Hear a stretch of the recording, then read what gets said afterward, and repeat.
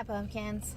I didn't think we were gonna do a car video, but I'm afraid that I'm not gonna find the time to do the video this week if I don't, so that's what we're doing.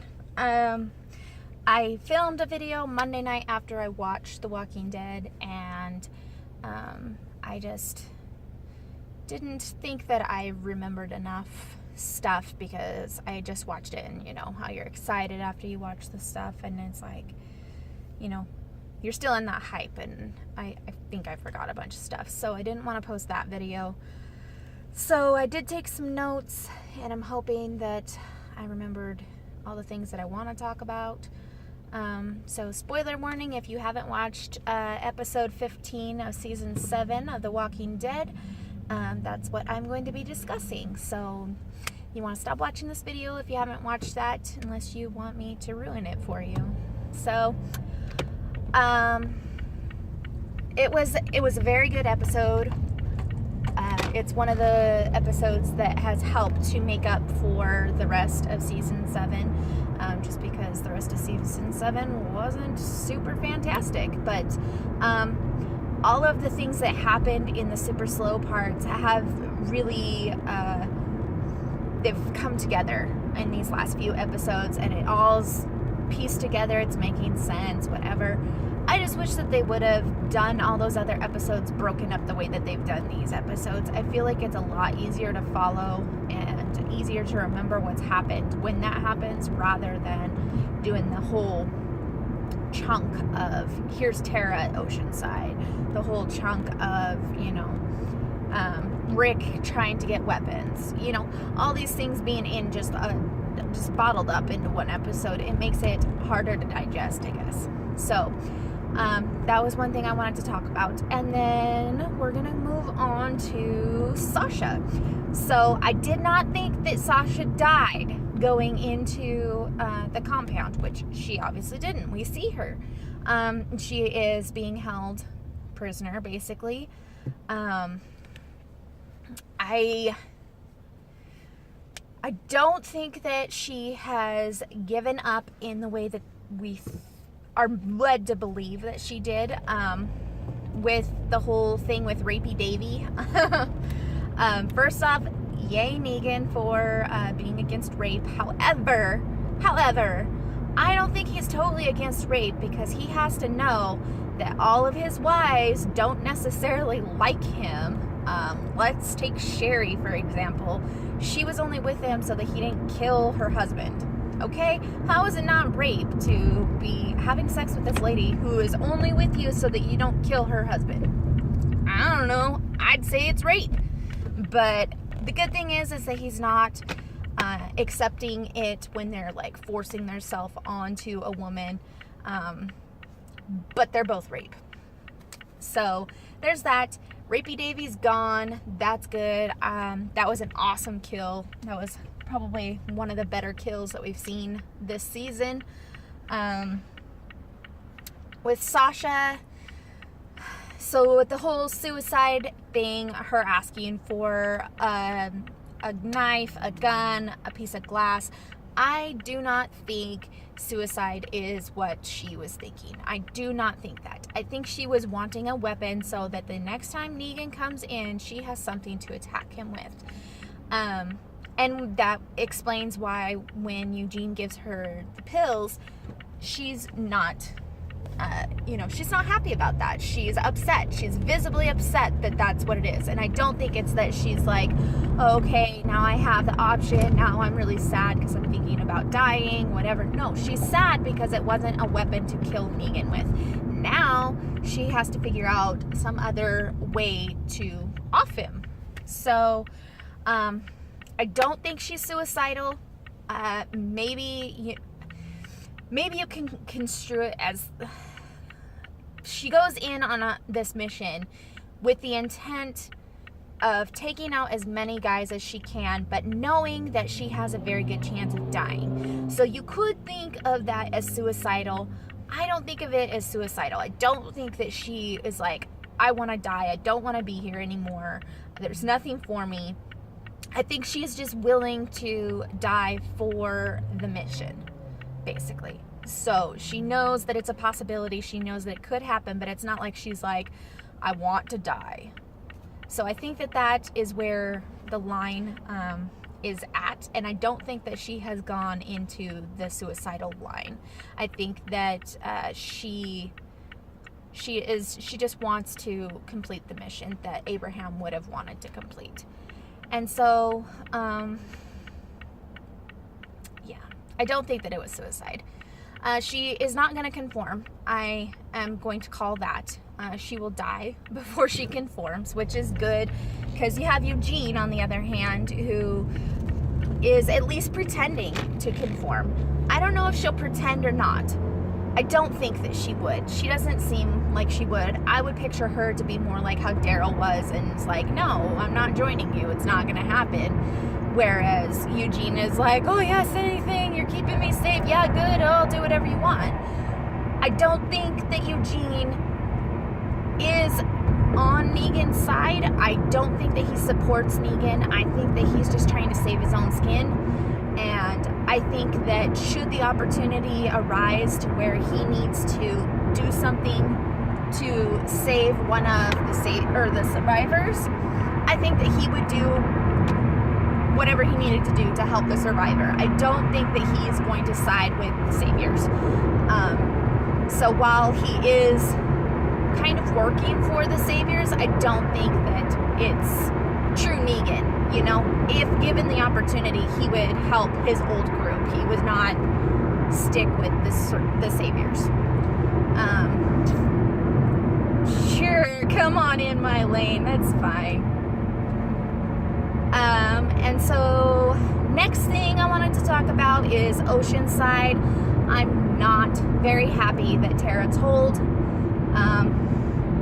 I didn't think she was going to. I didn't. I thought maybe she was going to, like, she was thinking about it and she was going to say something, and then she would decide against it and not say something and maybe change what she was going to say to Rick into something else. But she told Rick.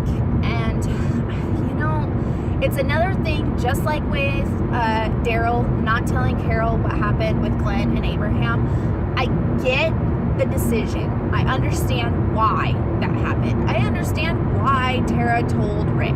I get it.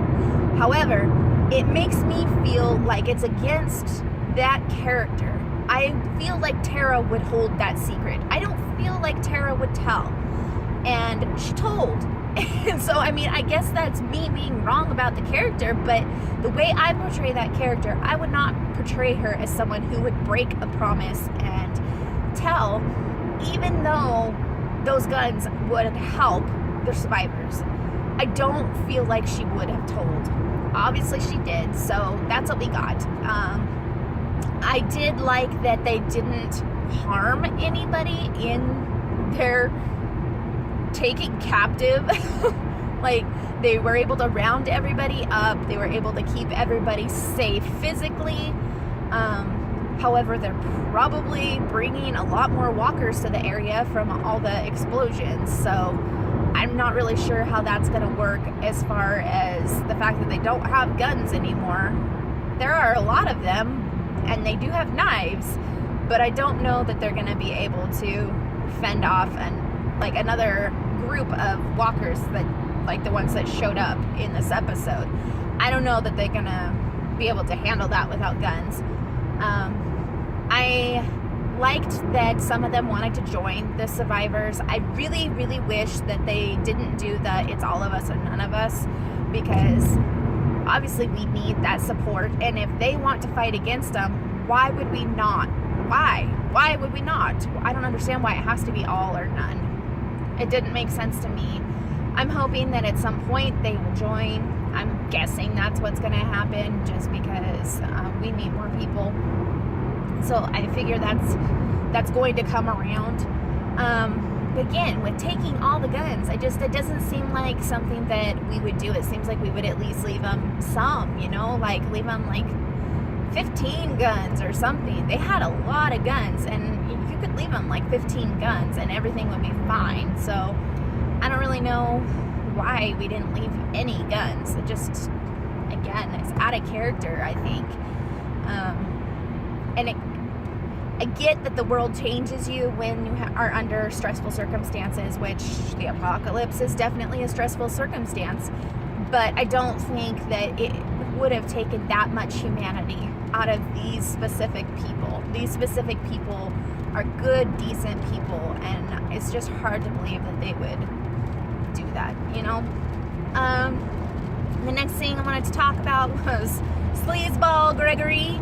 I don't like Gregory. I think I've made that clear. I don't like Gregory.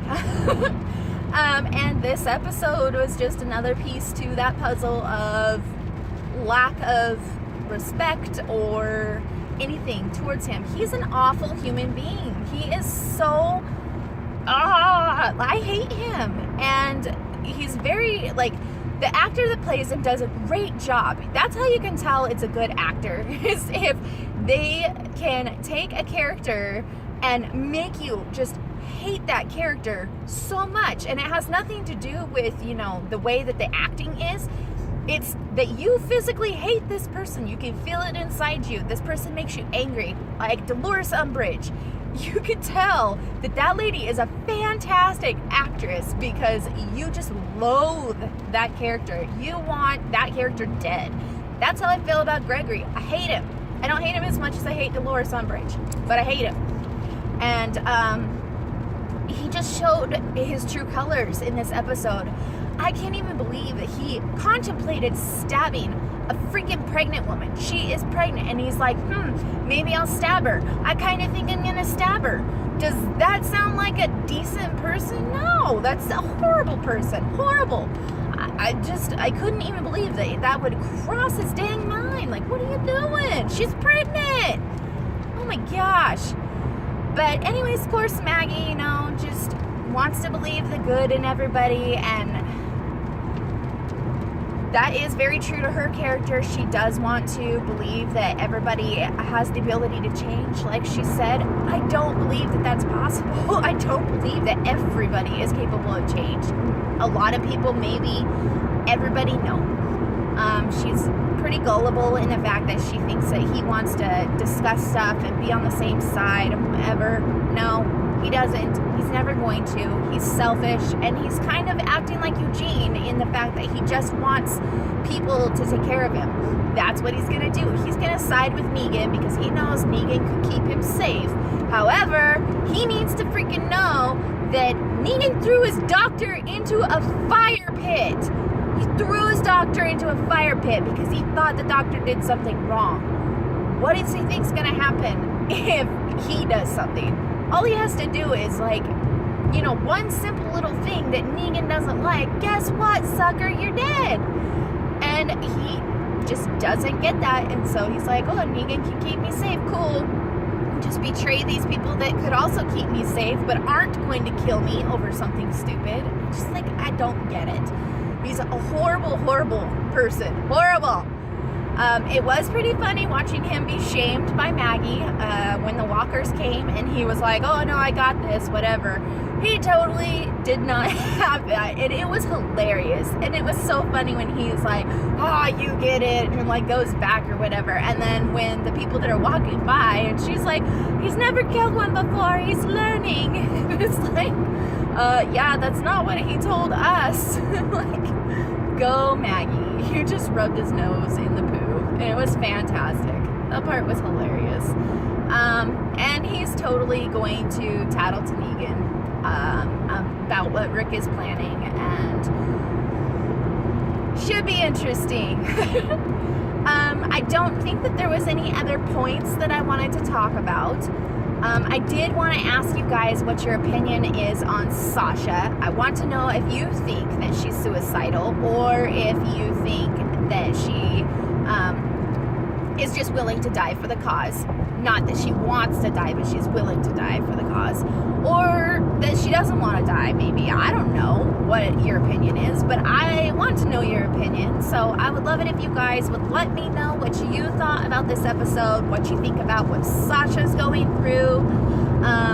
I'm very excited for the next episode. However, it's very, very bittersweet because that means that there's not going to be any more Walking Dead until October, and we all know that's like 200 some days away.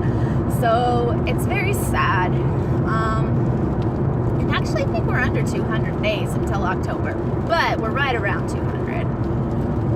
But yeah, let me know what you guys think. Let me know if you like these videos, if you'd like me to keep doing them, if you want me to stop doing them. Any of that, let me know in the comments down below. If you guys do like these videos and you are not subscribed, click on the subscribe button so that you can get notifications when I post videos. I am not on a schedule, and so you don't know if I post unless you're subscribed. And I'd like it if you guys also clickety-clack that like button so that YouTube will let other people know that I've got content. That's how that works. So yes, and I hope you guys are out there getting into Halloween mischief. I have lots of ideas in mind of some stuff for upcoming videos. So after Walking Dead is off, I should be doing at least a video a week of Halloween related content. And I think that's it. Okay, get into some Halloween mischief. I'll see you guys next week. Bye.